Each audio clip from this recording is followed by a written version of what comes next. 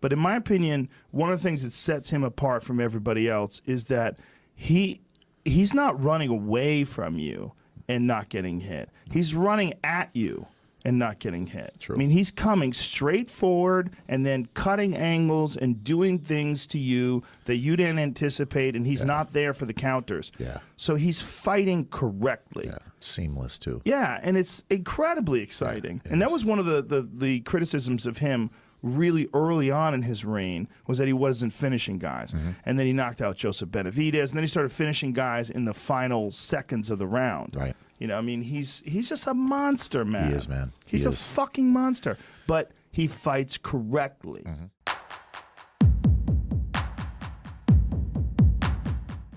How close to press conference time did this all come together in terms of the signatures on the paper for Khabib and Conor?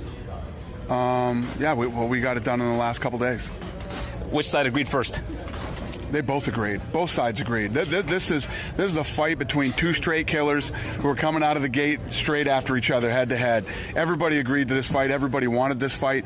There was really no problems putting this fight together. It's what makes Conor McGregor such a international superstar. This guy fights anybody, anywhere, anytime. After a 2-year layoff, he comes right out the gates and wants Khabib. And Khabib, who's undefeated and obviously destroyed everybody in front of him, wants this fight now and wants to defend his title against Conor McGregor. Two guys in their prime, two animals, and obviously I'm happy, the world is happy, and I can't wait.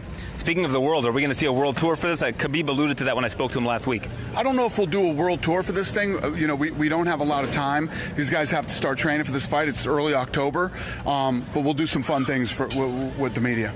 Well, hopefully a trip to Toronto is upon us. You said this could be the biggest fight of all time in terms of the UFC. Are we talking over 2 million?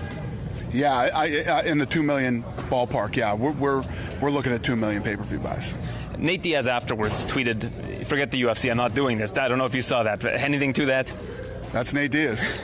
So we have a guy who works in our company who is a huge believer in the Diaz brothers and champions everything in the company for the Diaz brothers. So I'm going to let him handle that, not me. All right, Hunter Campbell, you've got a job ahead of you. That would be the guy. And finally, with New York, if that's the co-main event, how big are we shooting for Madison Square Garden? Yeah, what are we shooting for? Like in terms of a main event, like how big are we shooting for? We're shooting big. We're shooting big. We obviously, every time we've ever gone to New York City and MSG, and we've always delivered, and we will deliver this time too. And finally, last week in Calgary, Faraz Zahabi said if there was one last fight for George St. Pierre, and it could be against anybody, he said it would be Anderson Silva. There have been rumblings about this fight. Is that a fight that you guys are trying to make right now? We have literally not even talked about that fight, and we're not in the process of making it.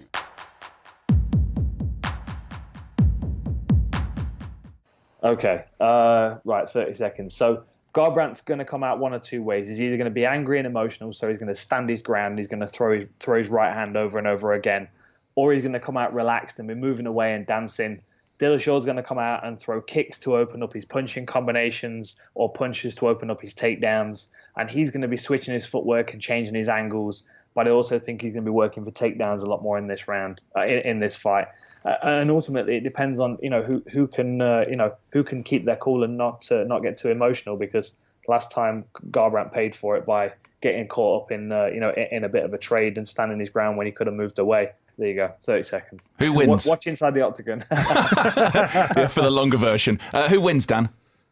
I'm leaning towards TJ again. I think he's got more options. There's no doubt about it that Cody Garbrandt he's got the ability to stop everybody with one punch. There's no doubt about that. And he's a very intelligent boxer if he keeps his cool.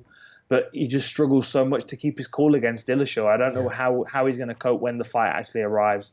I think he's going to feel the pressure. I think he's going to feel all the build-up on his shoulders. And I think he's going to get emotional again. And that's where TJ does his best work, because when someone stands their ground, he dances around them and makes them look slow. And I just think, although he's not got the same kind of stopping power that Cody's got, I think he's got so many different skills that he can bring. He might even, start wrestling, start getting Cody to defend takedowns and then catch him with a knee or an elbow or something like that. He's going to try something that Cody's not seen in sparring before. All right, Kenny, no denying Cejudo's improvement since that first meeting. That was April of 2016, back-to-back wins for Cejudo over Wilson Hayes and Sergio Pettis. But completely different striking coaches and really a striking approach since we saw in April of 2016. Your thoughts on what we might see this weekend? Right, and Manpreet said it. You know, for Demetrius Johnson, if they're running a 400-meter run, Demetrius Johnson is basically 200 meters ahead of everybody in that division already. So it's going to be very difficult for you to catch up. Now, Henry Cejudo has probably made up some ground there. He's probably maybe only like 50 to 100 meters behind, but it's still 50 or 100 meters behind. Right. Demetrius Johnson just has so many weapons, and there's so many ways for him to win this fight. Now, for Cejudo, anything can happen in a fight, right? You can knock out anybody, it happens. But the way that Cejudo can win this fight is by neutering Demetrius Johnson. Basically, be all the way on the outside, get him to respect the hands, and take him down repeatedly. You're talking about Cejudo, a guy who is an Olympic gold medalist wrestler. Demetrius Johnson is very good with his wrestling, but certainly not at the level of a Henry Cejudo. And I think Cejudo hits just hard enough and fast enough where he can get respect to set up those takedowns very well. But I just don't see it happening. I think it's going to be a tougher fight and certainly a longer fight than the first time around. But I see Demetrius Johnson winning this fight. Let's go by decision. DJ by decision for Ken Flo is the pick to click. Yeah, first fight, 2 minutes and 49 seconds. And I know from Cejudo's standpoint, he felt like there's not even much to analyze there because the fight was over before it started. Didn't get a chance to really show what he could do, All right, main event, Manpreet, UFC Bantamweight Championship rematch. TJ Dillashaw -120, Cody Garbrandt -110. So you do get an underdog point here on our show for Cody. So Dillashaw or Garbrandt for you, Manpreet, and ultimately how do they get it done? Ken Flo, Dillashaw, Garbrandt, who do you like? Absolutely fascinating fight. Again, I'll never forget that image of TJ Dillashaw after the fight in his face, just yelling that primal scream, just amazing stuff. Listen, I didn't think that TJ fought the best fight against Cody Garbrandt. He was playing with fire throughout that whole fight. I thought that his approach was wrong, and I also thought that Cody got away from his strategy. Cody started out as a counter striker. And, you know, we see him as this explosive guy with tremendous offense. What makes Cody Garbrandt great is his counter offense. It's his ability to counter you. It's his ability to make you miss, and then he'll come back with ferocity.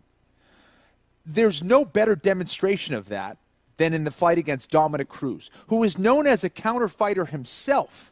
And the great part of that was that he got Dominic to come forward. He was patient against perhaps the most patient fighter, or what was the most patient fighter in Dominic Cruz. Right. He lost his patience against TJ Dillashaw. He caught him in the first round, and he said, you know what? I got this guy's number. I'm going to knock him out in the second round. Did not pan out that way. Yeah. He has tremendous eyes. He has tremendous vision to see a lot of strikes. That's why he's able to counter you and move his head and move his feet the way he does and kind of point at you and laugh and, you know, pop and lock during a fight. Right. But what he didn't see so well, and what maybe he doesn't see so well, is the kicking game. And TJ Dillashaw has a very tricky kicking game, primarily because, as Manpreet said, he switches his stance very well. So you don't know where the kick is coming from. Cody did not see that kick. He got hurt by it, and that allowed TJ to eventually get the knockout win, because I think he was still a little bit stunned from that shot. Now, the way he did it was very dangerous. That was Cody's domain. You cannot stand in the pocket and trade like that with someone like Cody. He was lucky to do it. Cody was a little bit slower. Why? Because I think he was still hurt from that kick. Now, TJ can fight better. Cody could fight better. Both these guys. I think TJ has more weapons. But I think that the way that these guys match up, I think Cody wins this fight. And again, I don't know if it's because I want to see these guys fight for a third time. I think it could perhaps be the most fascinating trilogy in UFC history based on their skill, based on the fact that you have two fighters in their prime going at it and the story behind it. Yeah. It is just fascinating to me. I love both these fighters. I think these are two fighters that are taking the game to the next level as well. Yeah. Truly, with mixed martial arts skill. This is a hard one for me to pick. I love both of these guys. I am going to go with Cody this one. Think he gets the finish? I think he gets the finish. Actually, you know what? I'm going to go with decision for Cody. All right, decision for Cody Garbrandt. How about that?